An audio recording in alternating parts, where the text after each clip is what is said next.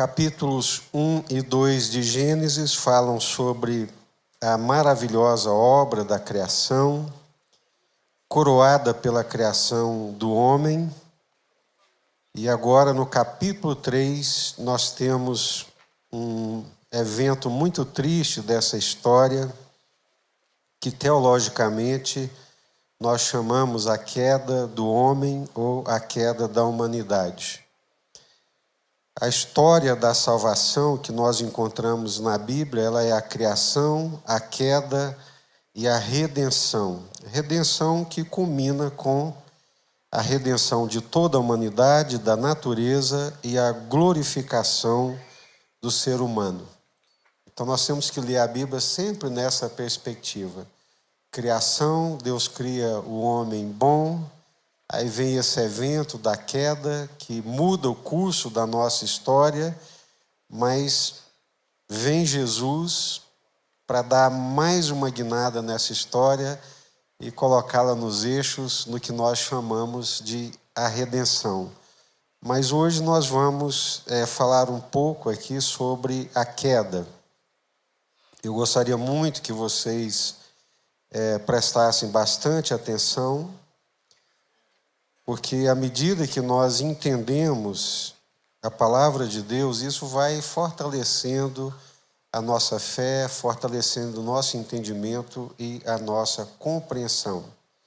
Livro de Gênesis, capítulo 3. Mas a serpente, mais sagaz que todos os animais selváticos que o Senhor Deus tinha feito, disse à mulher: é assim que Deus disse: não comereis de toda a árvore do jardim? Respondeu-lhe a mulher: do fruto das árvores do jardim podemos comer, mas do fruto da árvore que está no meio do jardim, disse Deus: dele não comereis, nem tocareis nele, para que não morrais. Então a serpente disse à mulher: é certo que não morrereis.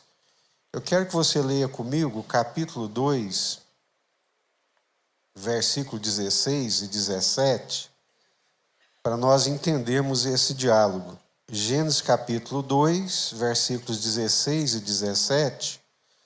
E o Senhor Deus lhe deu esta ordem ao homem: de toda árvore do jardim comerás livremente, mas da árvore do conhecimento do bem e do mal não comerás, porque no dia em que dela comeres, certamente morrerás.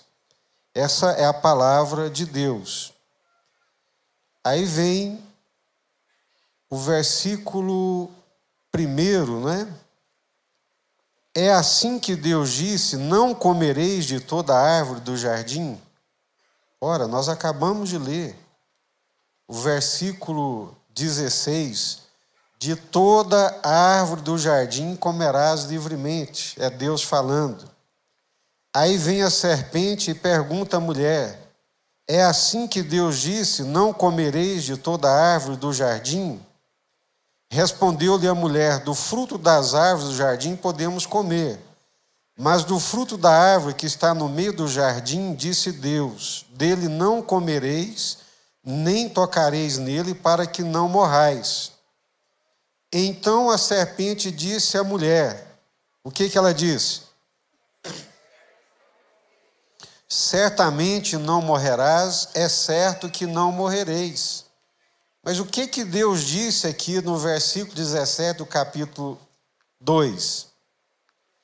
Da árvore do conhecimento do bem e do mal não comerás, porque no dia em que dela comeres, certamente morrerás. E o que a serpente diz? É certo que não morrereis. Misericórdia. Porque Deus sabe que no dia em que dele comerdes, se vos abrirão os olhos, e como Deus, sereis conhecedores do bem e do mal. A primeira coisa que ela faz é desconstruir a palavra de Deus. É assim que Deus disse: não comereis de toda a árvore. É claro que não foi isso que Deus disse. Então a serpente disse à mulher: é certo que não morrereis. Ora, se Deus disse que eles morreriam, por que ela está dizendo, contradizendo Deus? E ela não apenas contradiz Deus para o ser humano, como coloca em dúvida a palavra de Deus, o caráter de Deus e a bondade de Deus. Essa é a essência do pecado. A essência do pecado começa quando nós duvidamos da palavra de Deus, quando nós duvidamos do caráter de Deus e quando nós duvidamos da bondade de Deus. Porque Deus sabe que no dia em que dele comerdes, se vos abrirão os olhos, e como Deus sereis conhecedores do bem e do mal. Ou seja, Deus está sonegando, Deus não quer que vocês conheçam, Deus quer mantê-los dominados, subjugados e dependentes. É por isso que Ele não quer que vocês comam. Então, preste atenção, essa é a essência do pecado. Quando Deus diz para o homem não comer, Ele não está preocupado com ele mesmo. Deus está preocupado com o homem. Todas as vezes que nós encontramos um mandamento da palavra de Deus dizendo para nós, não faça isso, Deus não está preocupado com ele, Deus está preocupado conosco, porque Ele sabe que se nós fizermos, o mal que nos sobrevirá será extremamente destrutivo. É isso. Quando Ele fala não, não é por negação simplesmente, mas é por bondade, é por proteção, é por querer bem. Mas aí vem a distorção da palavra de Deus que nós estamos vendo aqui e que vamos conversar um pouco nessa noite, mas antes eu gostaria que nós orássemos pedindo ao Senhor que iluminasse o nosso entendimento. Nesse texto está o fundamento, um dos fundamentos da fé cristã. Na compreensão dele, nós poderemos compreender muito da verdade revelada de Deus. Se não compreendemos, tampouco compreenderemos a verdade revelada de Deus. Então, peça ao Senhor que ilumine o seu entendimento. O homem natural não consegue entender as coisas espirituais. Por mais inteligente que você seja, você precisa de uma iluminação sobrenatural de Deus para poder compreender essas verdades. E por isso eu peço que você ore por você, peça entendimento e compreensão da palavra de Deus nessa noite. Senhor, nós sabemos que a Tua palavra, ela é poderosa. Ela é tão poderosa que ela é capaz de destruir os cedros do Líbano, a voz do Senhor. A Tua palavra é como um martelo que despedaça a penha. A pedra grandiosa, dura, resistente, ela é despedaçada pela Tua palavra. O que nós queremos suplicar ao Senhor nessa noite é que nos dê a Tua palavra.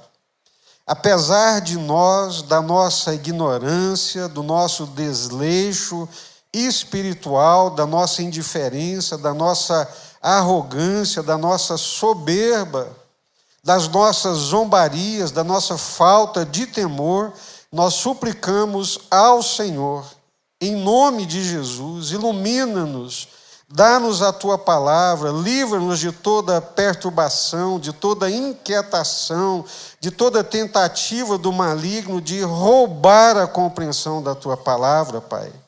Em nome do Senhor Jesus, desvela, abra a cortina, mostra-nos as Tuas verdades espirituais.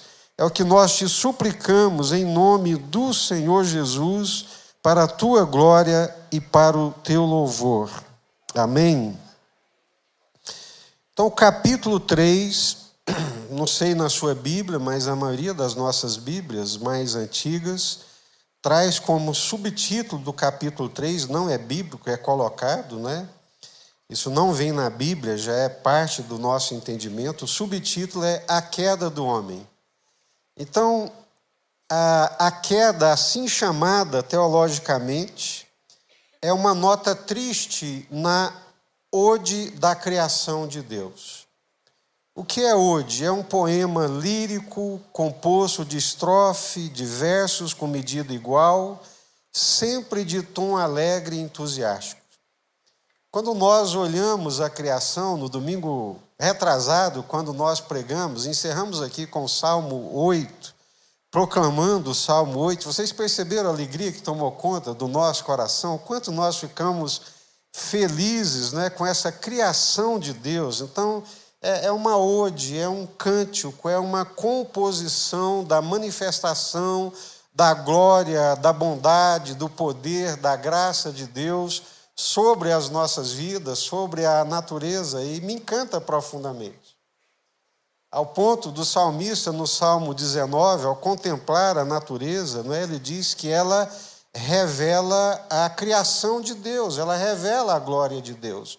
Mesmo sem palavras, quando nós olhamos para a natureza, nós percebemos ali a manifestação da glória de Deus. Quando eu olho para o sol, quando eu olho para as estrelas, obras das suas mãos, quando eu olho para o ser humano na sua capacidade criativa, isso é uma ode, isso é um poema lírico sobre a criação de Deus, a manifestação da graça e da bondade de Deus. Mas quando eu olho para esse texto do capítulo 3, isso é uma nota triste em meio a essa ode tão maravilhosa da criação de Deus.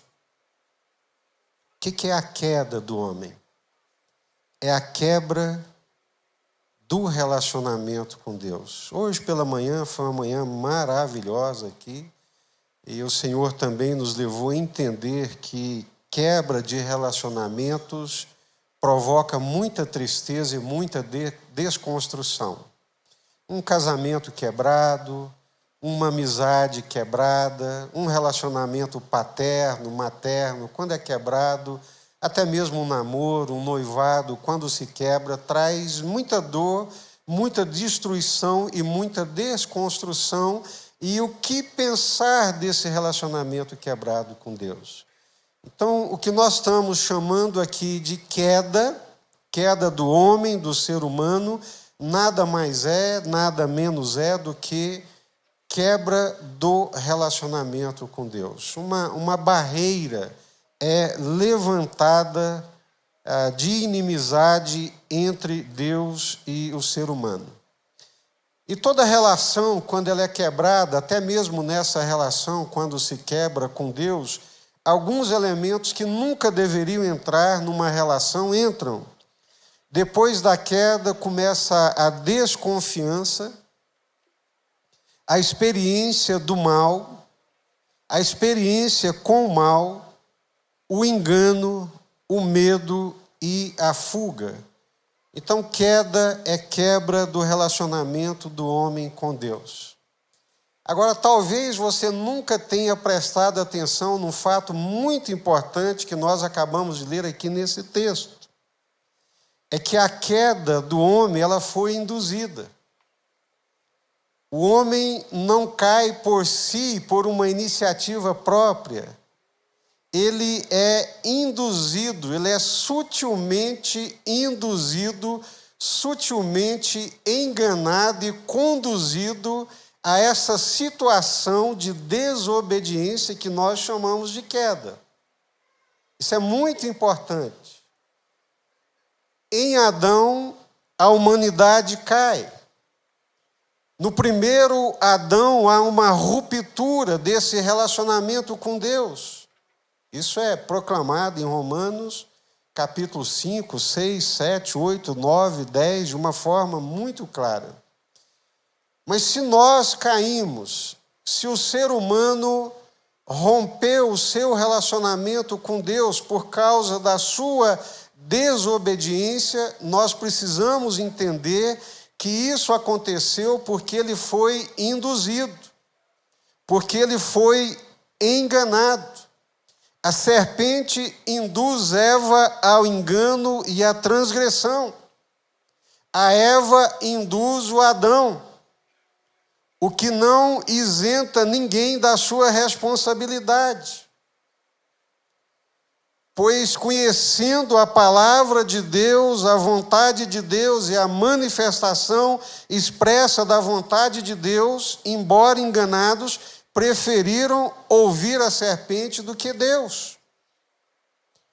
Mas o ponto é esse: eles foram induzidos. Eles foram sutilmente enganados. A serpente aqui é de fato um animal, mas representa muito mais do que isso. Há uma influência espiritual maléfica conduzindo a serpente em função da sua própria perspicácia. O que está acontecendo ali no Jardim do Éden? Esse ser humano, criado à imagem e à semelhança de Deus, está ali, ouve da parte de Deus uma advertência, um mandamento. Olha, essa árvore que está plantada aqui, que é a árvore do conhecimento do bem e do mal, vocês não comam dela, não é por mim, mas é por vocês mesmos. Não comam, porque se vocês comerem, vocês vão morrer, certamente vocês morrerão. Vocês descobrirão existencialmente uma coisa que vocês não conseguirão lidar com ela, que é o mal. Se vocês permanecerem na minha palavra, no que eu estou lhes dizendo, vocês conhecerão a luz, o bem, mas se vocês conhecerem, vocês conhecerão tanto o bem quanto o mal, e vocês não saberão lidar com o mal. É isso que Deus está dizendo. E nós estamos aqui, em pleno século XXI, para mostrar isso, que nós não sabemos lidar com o mal e com a maldade. Então, a serpente aqui é muito mais do que um mero animal. Está acontecendo aqui uma coisa espiritual. E quando nós lemos lá em Apocalipse, capítulo 12, versículo 9, está escrito assim, se você quiser abrir a sua Bíblia, pode dar uma olhada. Apocalipse, capítulo 12, versículo 9.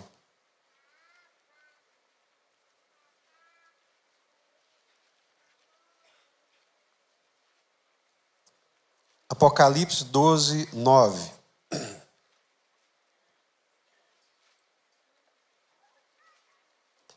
Encontraram? Vamos ler juntos? E foi expulso o grande dragão. Quem? A antiga serpente, que se chama o quê? Diabo e Satanás, o sedutor de todo mundo. Sim, foi atirado para a terra e com ele os seus anjos. Então, essa serpente, também chamada de o grande dragão, que na verdade é o diabo e Satanás, que engana o mundo inteiro, capaz de seduzir o mundo todo. Aí eu tenho que tirar o chapéu para a perspicácia e para a capacidade de iludir, de enganar, de mentir que esse ser possui.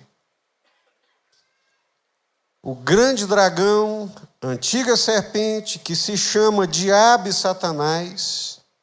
Então, quando nós lemos aqui Apocalipse, Gênesis capítulo 3, a serpente que entra na história do homem, com toda essa conversa enganosa, quem é que está aí por trás dessa serpente, insuflando, mentoreando, usando para que ela faça essas coisas?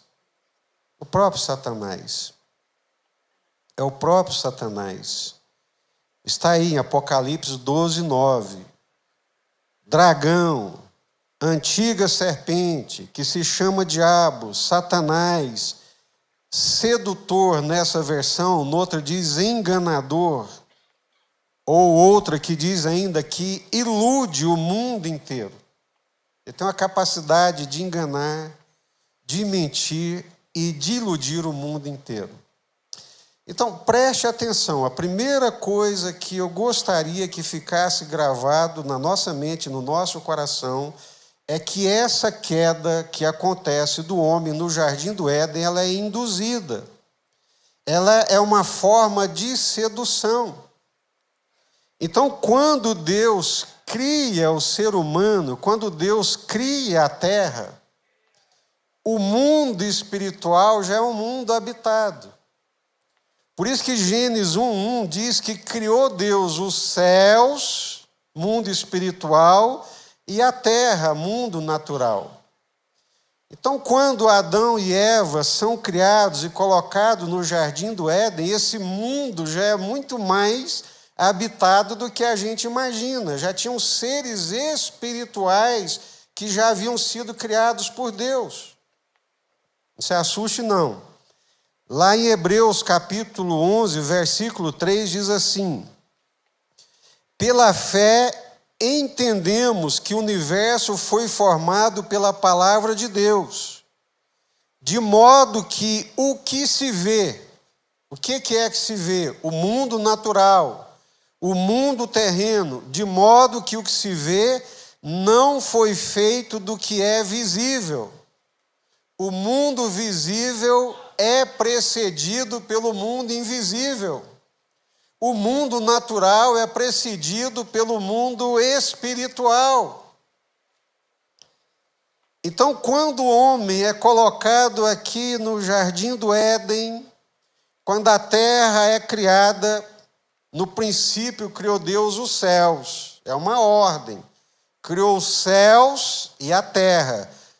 Os céus aí não é o firmamento, não é os céus físicos, porque o firmamento foi criado depois, lá pelo segundo dia, se não me falha a memória. Então, quando diz os céus aqui, esse mundo espiritual, esse cosmos espiritual e sobrenatural. Primeiro foi criado o mundo invisível, o mundo espiritual das regiões celestiais, com seus anjos, querubins e serafins, todos esses seres espirituais. Então, quando o homem é criado e é colocado aqui na terra, o mundo invisível, sobrenatural e espiritual já existia, ele foi criado primeiro. A pergunta é, por que Lúcifer vem aqui na terra para tentar o ser humano, para levá-lo à queda, para levá-lo à rebelião, para levá-lo ao distanciamento de Deus? Por quê? Por que esse mundo invisível, espiritual, vem até aqui na pessoa de Satanás, Lúcifer, tentar o homem para poder derrubá-lo? Por quê? Já pensou nisso? Por que Deus ordena ao homem não comer da árvore do conhecimento do bem e do mal? Por quê? Uma das formas de entendimento da palavra de Deus é através de perguntas que nós vamos fazendo ao texto, né? Borel falou isso aqui domingo passado. Por que Deus ordena ao homem não comer da árvore do conhecimento do bem e do mal? Porque o homem até poderia conhecer o mal, mas certamente seria incapaz de lidar com ele, seria incapaz de dominá-lo. Porque a serpente, o antigo dragão, que se chama Diabo e Satanás, veio aqui tentar o homem. Qual era a intenção dessa tentação? Afastar o homem da vontade de Deus, colocá-lo no seu mesmo caminho, que é o caminho de rebelião e de desobediência a Deus. Esse foi o seu propósito. Agora, já passou pela sua cabeça que Deus, ao criar o ser humano, tinha, na criação do ser humano, julgar Satanás e os seus anjos caídos?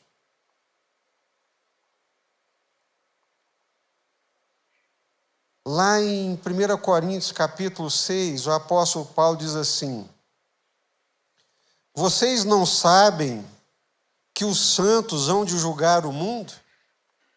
Ora, se o mundo deverá ser julgado por vós, sois acaso indigno de julgar as coisas mínimas? Não sabeis que havemos de julgar os próprios anjos? Quanto mais as coisas desta vida. Aí já contei aqui uma série de vezes para vocês a meta-história. A meta-história, a história por trás da história da salvação, que é um livro muito interessante do Rubem Amorese. E é muito interessante como ele descreve essas realidades cósmicas que vieram e chegaram até nós. Então vamos aqui pensando nessa meta-história, nesse mundo espiritual, sobrenatural, nesses seres espirituais que foram criados antes do ser humano. Diz o texto bíblico que entre esses seres sobrenaturais, angelicais, Deus criou um querubim que era o sinete da perfeição. Ele era perfeito, mas era criação. Ele era criatura, mas era perfeito, o sinete da perfeição. Está aí em Ezequiel, está aí no profeta Isaías, que ele foi criado de uma forma esmerada, extraordinariamente esmerada por Deus. E que brotou no coração desse ser a vaidade pela sua perfeição, e que na sua vaidade, na sua soberba, ele quis ser como Deus. Ele quis ser igual a Deus, ele cobiçou contra Deus, ele cobiçou a santidade de Deus, ele cobiçou a soberania de Deus, ele cobiçou a autoridade de Deus, ele quis ser como Deus. Agora, se você prestar atenção, isso faz todo sentido. Porque no versículo 5 de Gênesis capítulo 3, o que ele fala para a mulher é: Deus está dizendo para vocês não comerem, porque Ele sabe que no dia que vocês comerem, se vos abrirão os olhos e vocês serão como Deus. Olha aí a pegada, a intenção, o sentimento que brota a partir desse argumento. Vocês serão como Deus. A cobiça é ser como Deus. Então, esse ser criado em perfeição, esse querubim da guarda real, sinete da perfeição, ele cobiça contra Deus. Ele quer ser como Deus.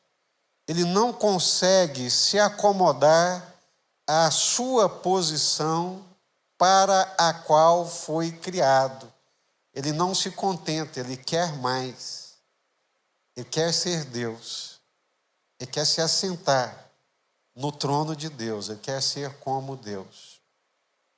E aí a Bíblia nos ensina que por causa disso ele foi julgado e banido da presença de Deus. Aí o Rubem Amorese, nessa meta-história, ele diz que Deus reúne todas as hostes celestiais. E se você ler lá em Apocalipse, e nós já lemos aqui Apocalipse 5 e 6, diz que são milhões de milhões, milhares de seres angelicais. Trilhões, uma hoste angelical quase que incontável. É contável porque são seres criados. E Deus reúne todas essas hostes angelicais diante do seu trono para julgar esse querubim agora corrompido, para bani-lo da sua presença. E ali estão todas as hostes celestiais, todas as hostes angelicais. E Deus vira para esse querubim, Lúcifer, e diz: olha, achou-se iniquidade no seu coração, achou-se cobiça e maldade no seu coração. Maldade, trevas, cobiça não podem habitar na minha presença. Você vai ser banido da minha presença. E quem imagina que Satanás esperneou e gritou e chorou, não, Senhor, não faça isso, não. Ele simplesmente virou para Deus e disse: o seu padrão é muito elevado.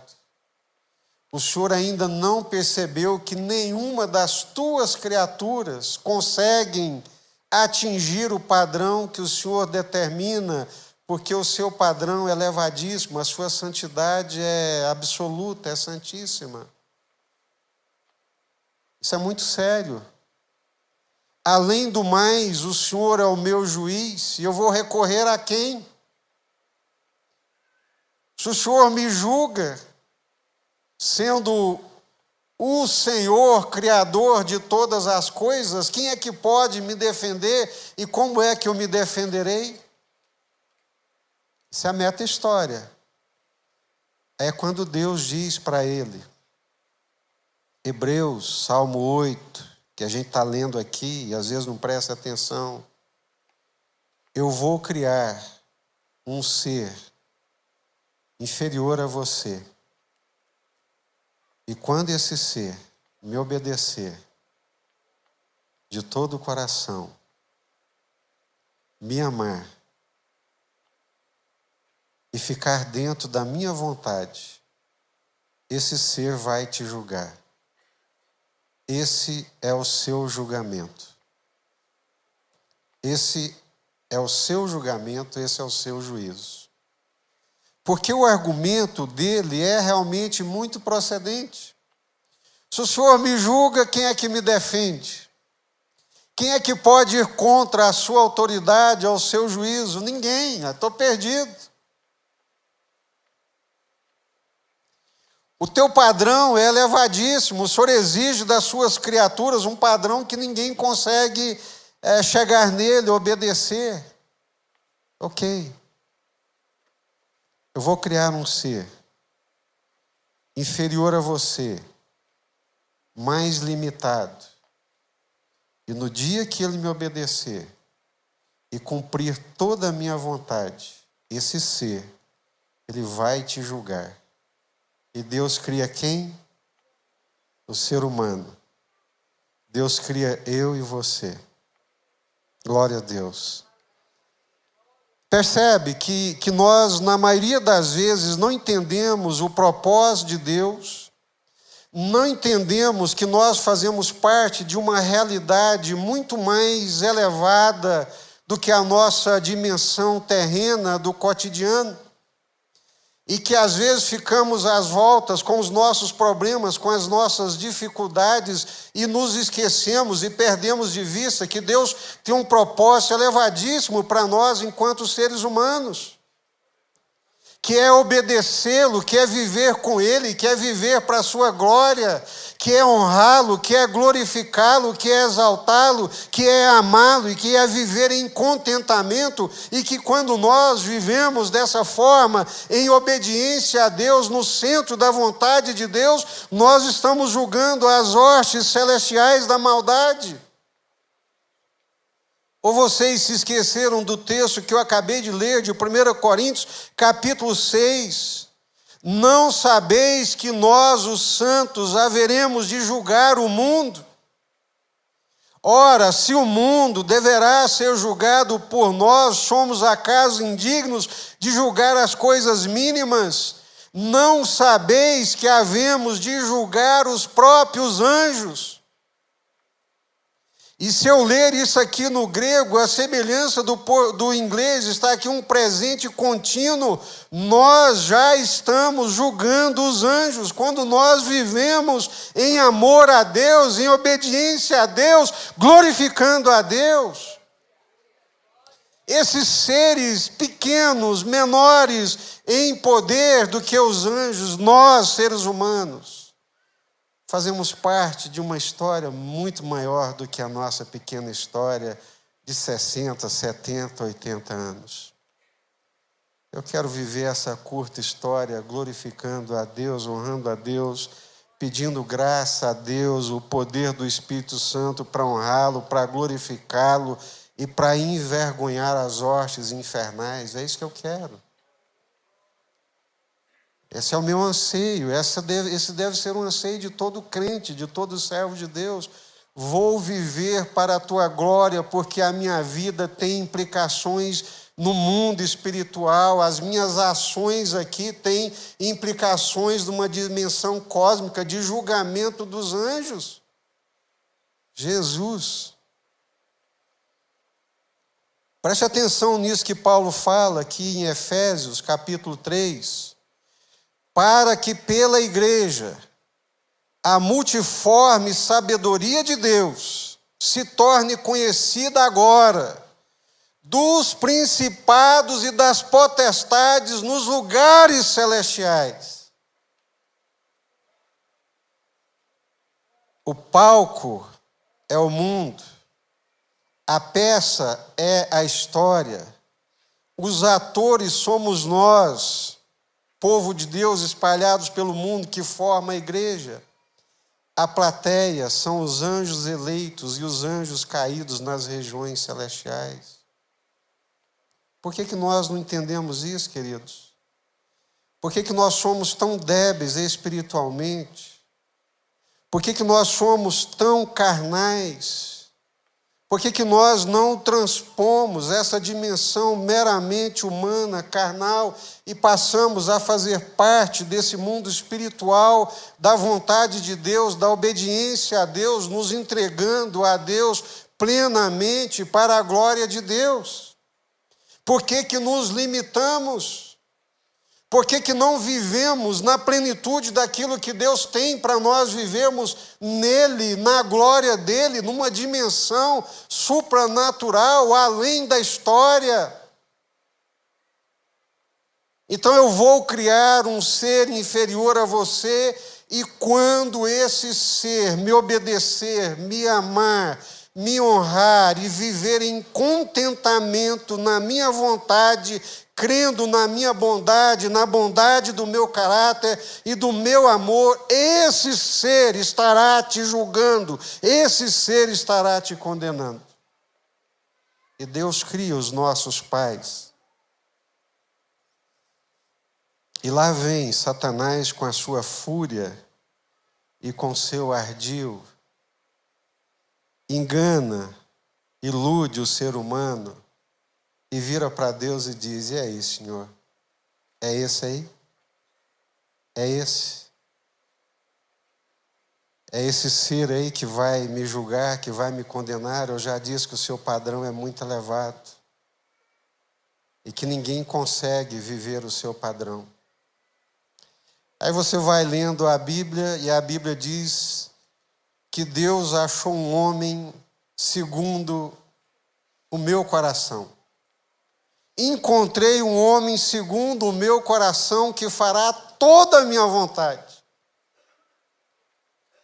Invisível, o menor da sua casa, o menor da sua tribo, mas um homem segundo o meu coração, que me ama, que me obedece, que fará toda a minha vontade. Está escrito, quem que é esse homem?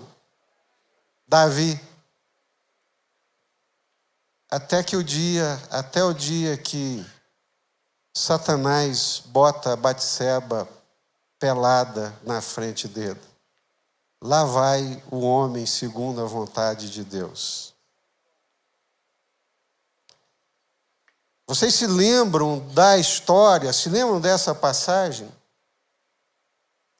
Davi pecou com a Batseba e armou estrategicamente, bom político, estadista que era, ele cobriu aquilo da melhor forma possível, trouxe Urias da frente da batalha, tentou colocar Urias para dormir com a mulher dele, para dizer que a gravidez era do Urias. Urias não foi e ele mandou matar Urias, e ninguém ficou sabendo daquela história, esperou passar o tempo do luto, foi lá e tomou a Batseba como esposa.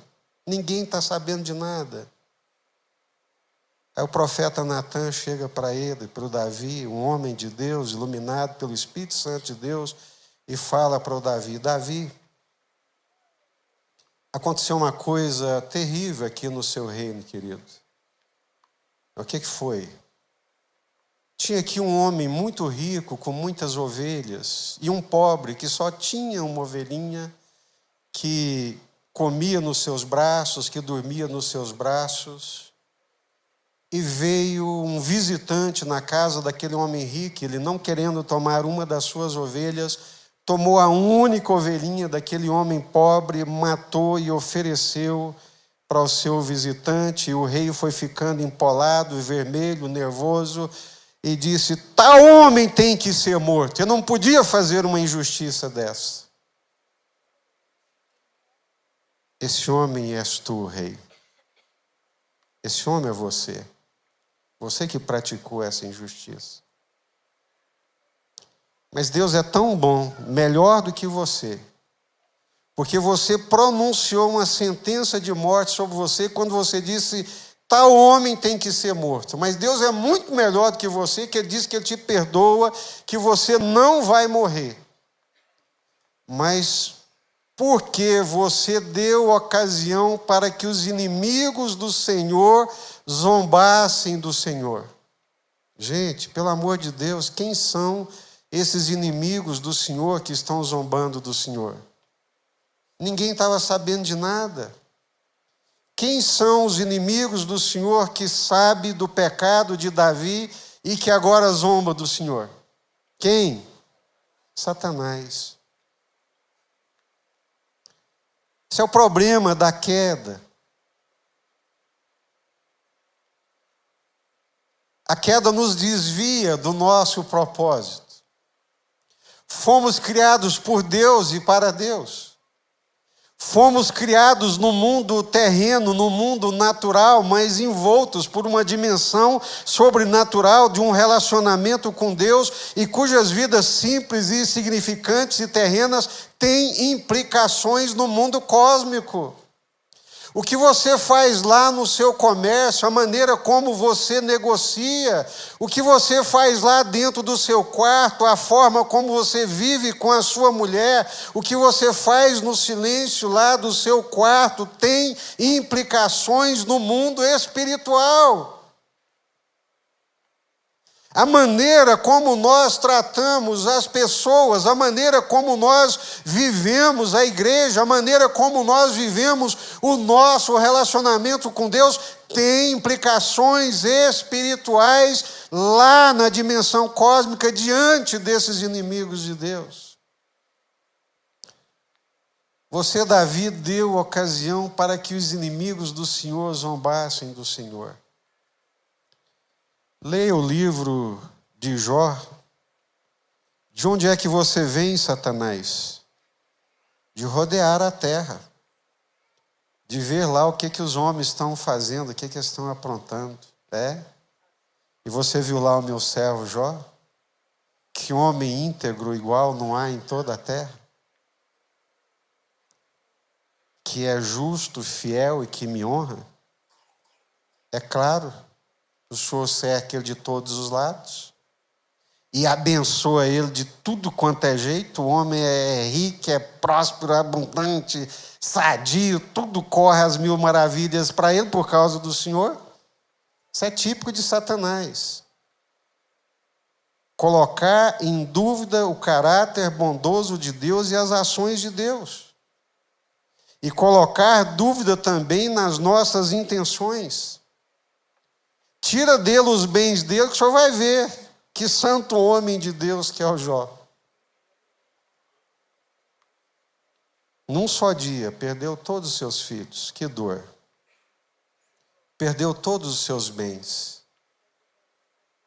Dobrou os joelhos e disse: o Senhor Deus deu, o Senhor Deus tomou. Bendito seja o nome do Senhor. Minha vida está intimamente ligada a Deus.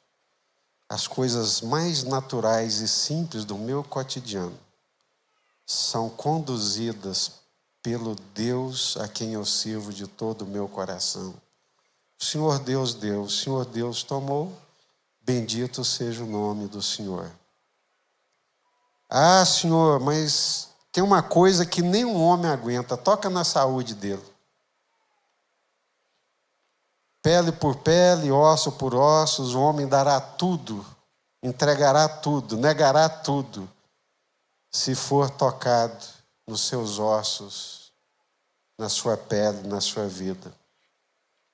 E maldosamente, Satanás lança Jó numa trilha de dor, de enfermidades, ao ponto de Jó amaldiçoar o dia do seu nascimento. Por que que eu nasci? Por que que eu não fui um abortivo? Eu queria que você pensasse agora que as palavras de murmuração, que as palavras de queixa, de reclamação, de maldição, que você fala, ela tem implicação no mundo espiritual e nós não entendemos e não nos apercebemos disso. As palavras de glorificação a Deus, a palavra de contentamento, a palavra de júbilo diante de Deus, ela também tem implicações no mundo espiritual e elas são uma forma de Deus julgar a Satanás e aos anjos caídos.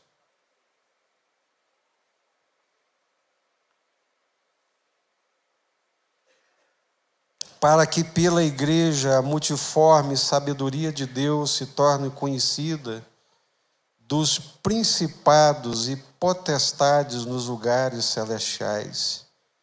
A multiforme graça de Deus, a multiforme sabedoria de Deus, ela é revelada, ela é conhecida, ela é uma peça teatral em que as hostes angelicais, celestiais, contemplam a igreja e aprendem com a igreja, na vivência da igreja, no relacionamento com Deus.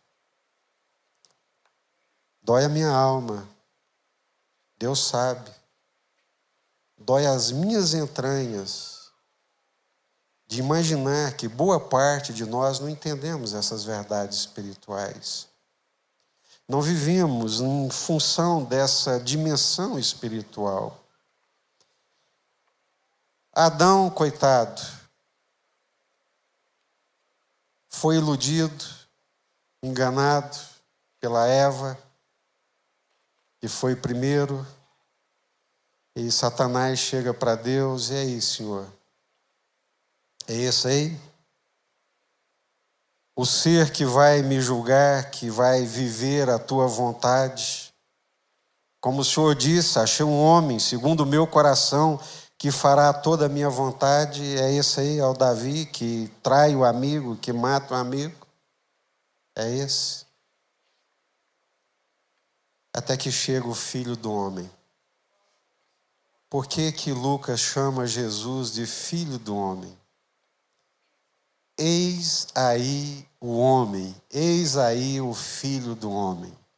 Jesus é o homem que cumpre toda a vontade de Deus. No dia que Jesus é levado àquele madeiro e sofre, e padece, e morre naquele madeiro por causa da vontade de Deus, cumprindo toda a vontade de Deus. Pai, passa de mim esse cálice, por favor. Contudo, não seja feita a minha, mas a tua vontade. Aquilo que Adão não conseguiu fazer, aquilo que Davi não conseguiu fazer, aquilo que Jó não conseguiu fazer, aquilo que homem nenhum conseguiu fazer, Jesus, o Filho de Deus encarnado, ele fez. Ele nasceu por causa da vontade de Deus, viveu na vontade de Deus e morreu por causa da vontade de Deus. Aleluia. Colossenses capítulo 2, ali ele venceu, na cruz, no seu sangue, ele venceu principados e potestades. Eis aí o homem, quem vence é o Senhor Jesus. Ele cumpre toda a vontade de Deus. É nele, no poder dele, na graça dele, que nós podemos viver hoje, embora seres maculados pelo pecado. Nele, por meio dele, em Cristo, nós também podemos viver vitoriosamente, vencendo todas essas hostes da maldade e ainda por cima julgando essas hostes da maldade. Glória a Deus, queridos. Glória a Jesus. Amém. Fazemos parte de uma história que vai além da nossa história espaço-temporal. A nossa história aqui é espaço-temporal, queridos, é um sopro. Daqui a pouco se vai. Daqui a pouco a chama apaga, daqui a pouco nós cruzamos os umbrais da eternidade, mas esse tempo de história, espaço temporal, faz parte de uma história muito maior do que nós, que envolve todo o cosmos, todo o universo que foi criado. Por que você não entende isso? E fica dando cabeçada, maldizendo, reclamando, lamentando. Aproveita esse tempo, espaço temporal, para fincar estacas nesse mundo eterno, para glorificar a Deus nessa dimensão eterna, acumular tesouros lá nos céus, para a glória de Deus. Oh, que Deus nos livre das distrações desse mundo.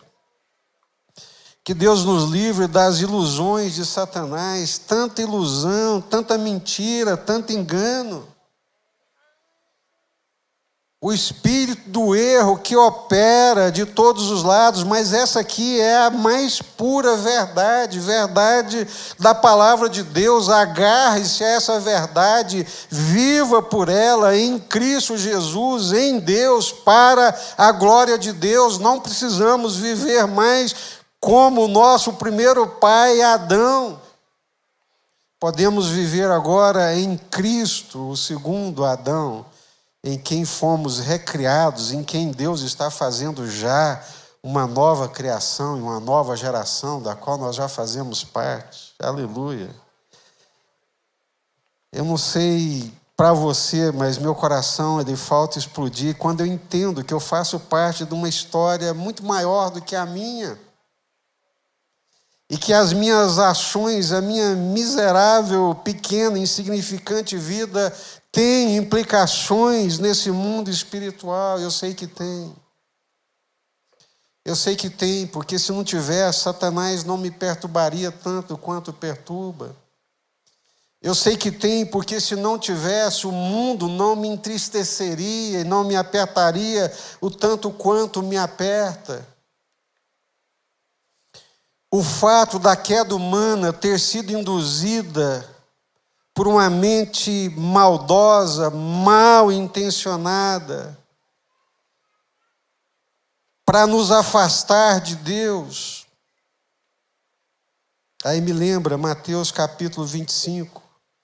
Então o rei dirá também aos que estiverem à sua esquerda: apartai-vos de mim, malditos, para o fogo eterno preparado para o diabo e seus anjos. O fogo eterno foi preparado para o diabo e seus anjos.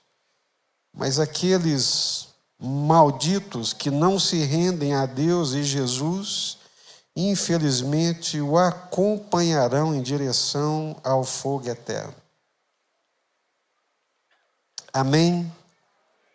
Glória a Deus.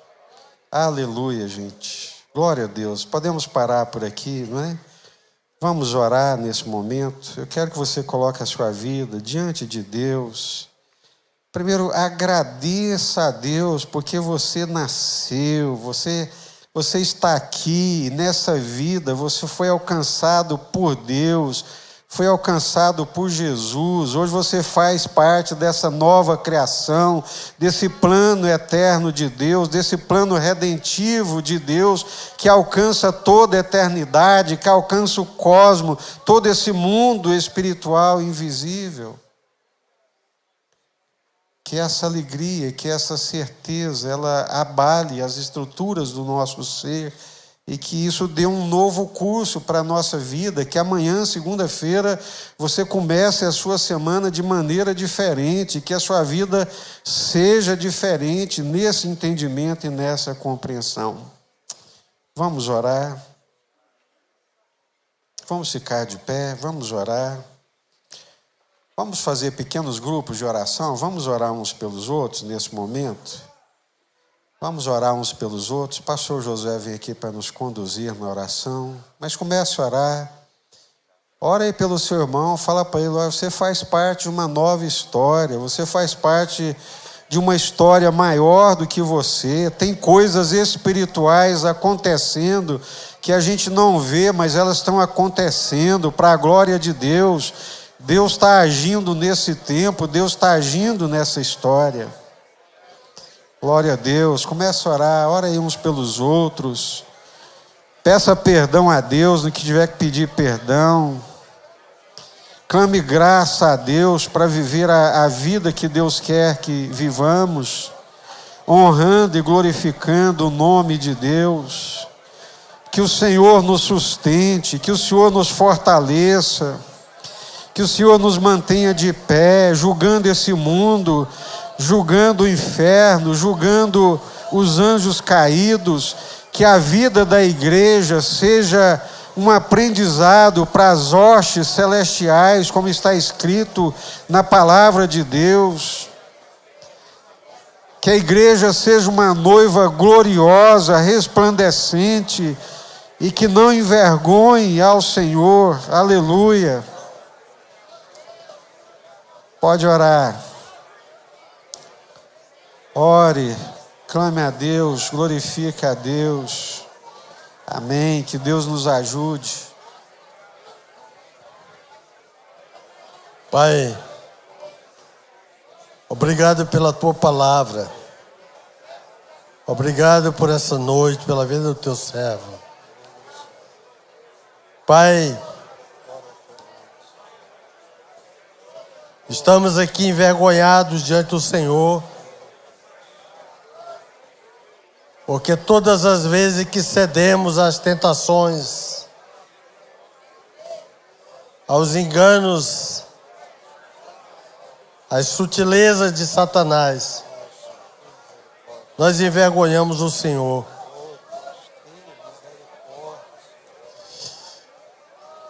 E o Senhor tão bondosamente, o Senhor nos perdoa e nos abençoa mesmo assim. Pai, eu não sou digno, Pai, de erguer a minha fronte e elevar a minha voz ao Senhor. Oh Deus, mas o sangue de Jesus, Ele nos purifica de toda injustiça, meu Pai. Obrigado por Jesus. Oh Deus, é através dEle, é por Ele, é pelo sacrifício dEle, que nós podemos chegar diante do Senhor. Nos méritos do Senhor, do sacrifício dEle. Sofreu na sua própria carne e venceu o inimigo. O inimigo teve a audácia de tentá-lo com tantas coisas, mas ele venceu todas. Todas ele venceu por nós. Pai, nos dá essa consciência. Pai, que o nosso coração seja agora, Pai, impregnado com essa verdade. Que essa verdade, Pai, nos liberte dessas paixões humanas, terrenas, passageiras, enganosas, que não trazem a verdadeira alegria, porque a alegria verdadeira vem do Senhor, da Tua presença nas nossas vidas, pelo Teu Espírito Santo, quando enche o nosso coração. Pai, nos perdoa. Perdoa o Teu povo, Pai. Nos perdoa nessa noite. Oh, Senhor, essa é uma noite de perdão. Somos confrontados pela Tua palavra. Nos perdoa. Pecamos contra os nossos irmãos. Pecamos contra a igreja. Pecamos contra o Senhor. Por coisas tão pequenas. Pecamos contra o cônjuge, pecamos contra os filhos, pecamos contra os pais, pecamos contra os irmãos. Perdoa, Senhor, nos perdoa nessa noite. Em nome de Jesus, Pai, nos aceita na Tua presença pelo sacrifício de Jesus. Em nome de Jesus, amém, e amém, e amém. E que o amor de Deus, o nosso Pai, a graça salvadora de Cristo Jesus, a comunhão e as consolações do Espírito Santo sejam conosco e com todo o povo de Deus sobre a face da terra, desde agora e para todos sempre. Amém.